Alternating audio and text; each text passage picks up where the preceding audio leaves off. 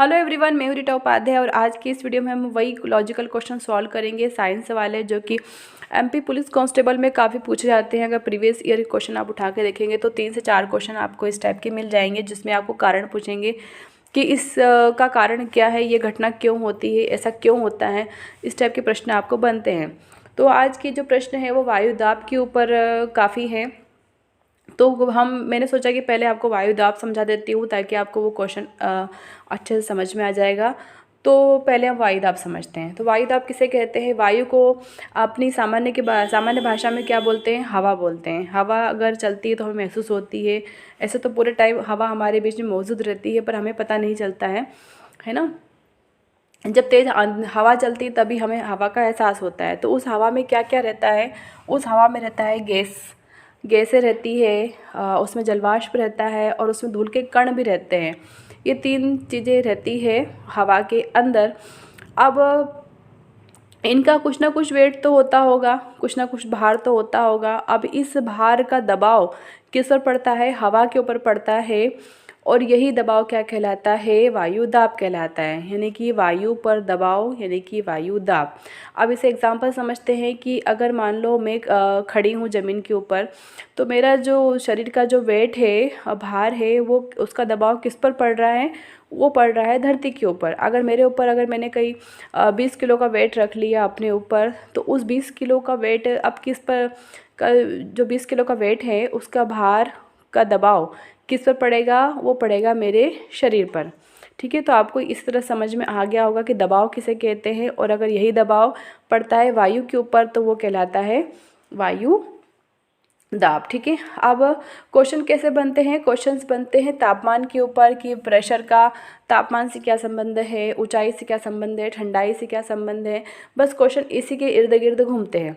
तो हम पहला समझते हैं वायु दाब और तापमान का संबंध। वायु दाब और तापमान दोनों अपोजिट होते हैं। तापमान मीन्स टेम्परेचर।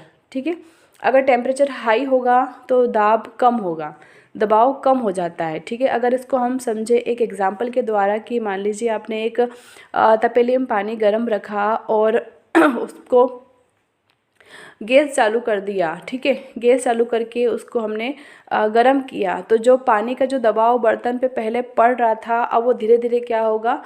कम होने लगेगा। क्यों? क्योंकि आपने टेम्परेचर बढ़ा दिया है पानी का। अब टेम्परेचर बढ़ेगा तो पानी धीरे धीरे गर्म होने लगेगा, और गर्म होने की वजह से पानी क्या होगा? जलवाष्प के रूप में धीरे धीरे ऊपर की तरफ उठने लगेगा, और पानी का दबाव ऑटोमेटिकली कम हो जाएगा। ठीक है, यहाँ समझ में आया आपको कि टेम्परेचर आपने बढ़ाया तो क्या हो गया? दबाव कम हो गया।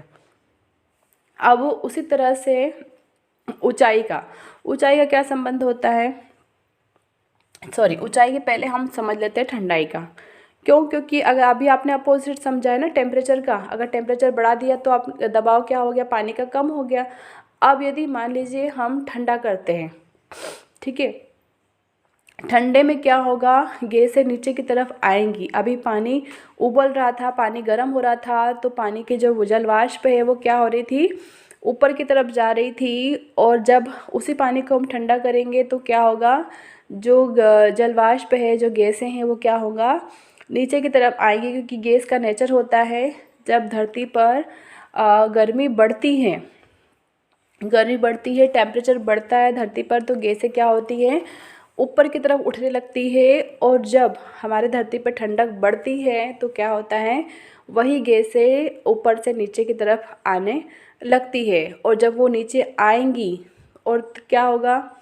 जब वो नीचे आएंगी तो धरती पर दबाव ज़्यादा होगा, यानी कि टेम्परेचर हमारा प्रेशर क्या है? वो बढ़ जाएगा।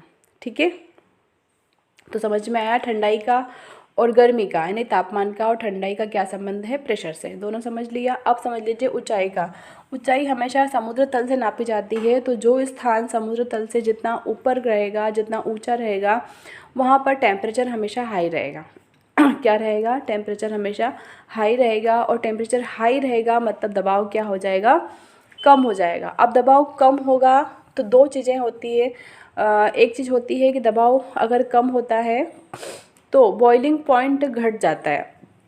अब बॉइलिंग पॉइंट किसे कहते हैं? बॉइलिंग पॉइंट कहते हैं उस बिंदु को जब जिस बिंदु पर कोई भी चीज़ क्या होती है? उबलने लगती है। जैसे कि दूध हो गया, पानी हो गया, ये एक निश्चित तापमान के बाद क्या होता है, ये उबलना स्टार्ट होते हैं। ठीक है, तो ये कहलाता है इनका बॉइलिंग पॉइंट।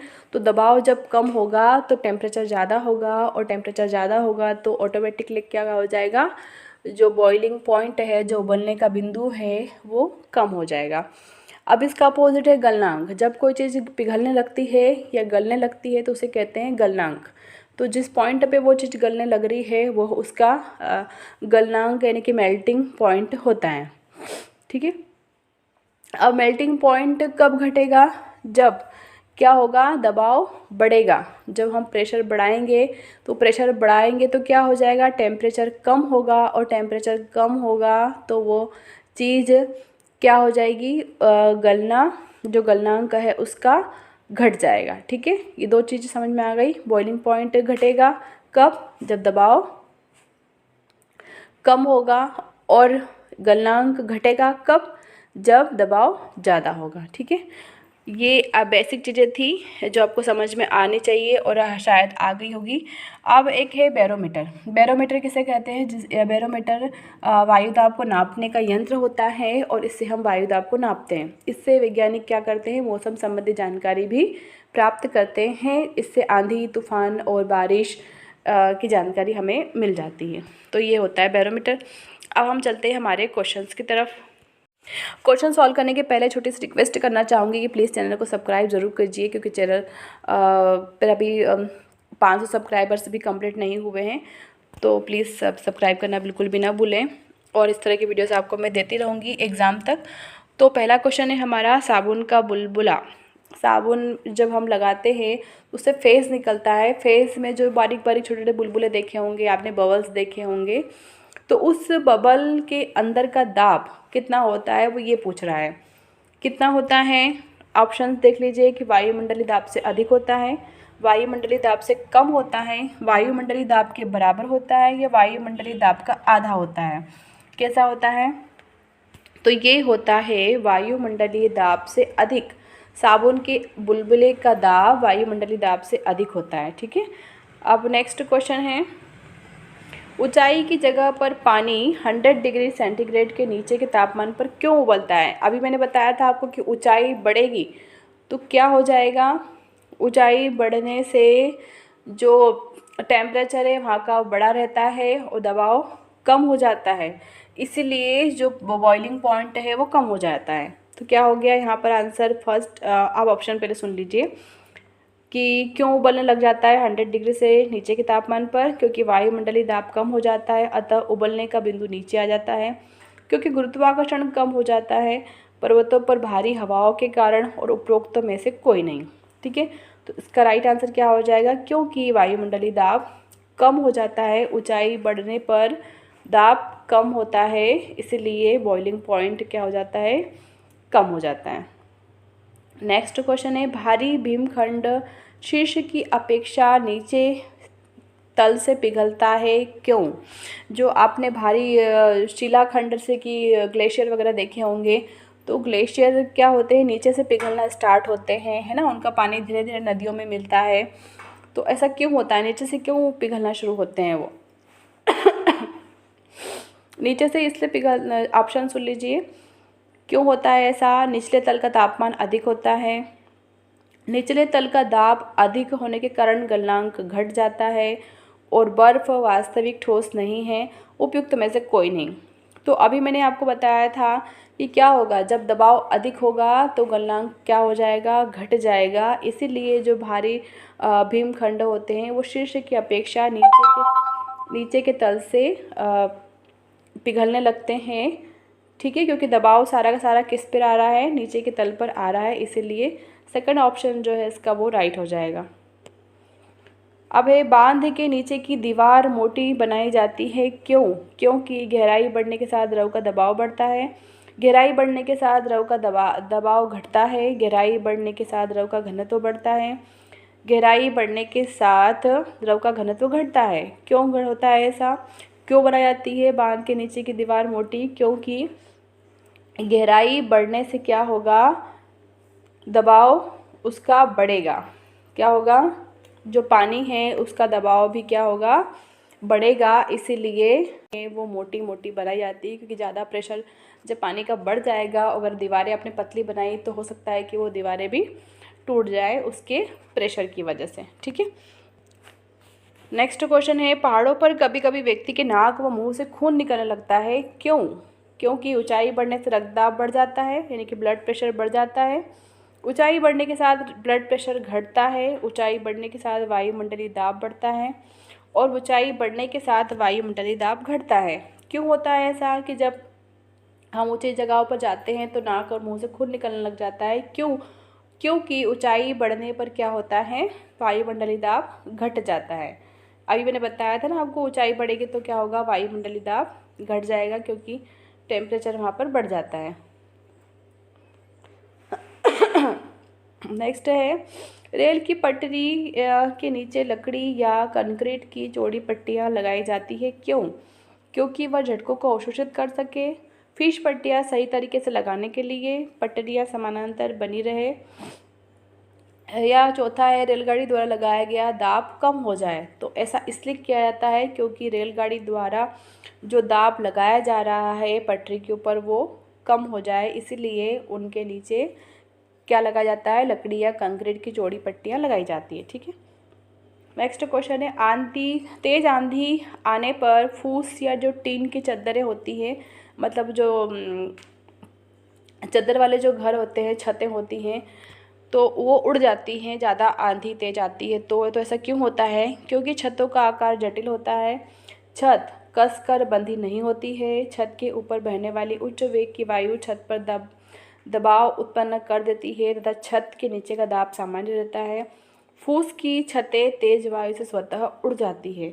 अब क्यों होता है ऐसा कि तेज आंधी आने पर जो घास की जो छतें होती है, चद्दरें होती हैं, पतरे मतलब बोलते हैं जो अपनी निमाड़ की भाषा में, वो उड़ जाते हैं। वो इसलिए उड़ते हैं क्योंकि छत के ऊपर बहने वाली उच्च वेग की वायु छत पर क्या करती है, दबाव उत्पन्न करती है, इसीलिए वो उड़ जाती हैं। और जो छत के नीचे का जो दबाव होता है वो सामान्य रहता है। इस वजह से ये क्या होती है, ऊपर ऊपर की जो चीज़ें होती है, फूस और टीन के चद्दर वगैरह, वो उड़ जाते हैं कभी कभी। दूसरा है, बर्फ़ के दो टुकड़ों को आपस में दबाने पर टुकड़े आपस में चिपक जाते हैं, क्यों? क्योंकि दाब अधिक होने से बर्फ़ का गलनांक घट जाता है।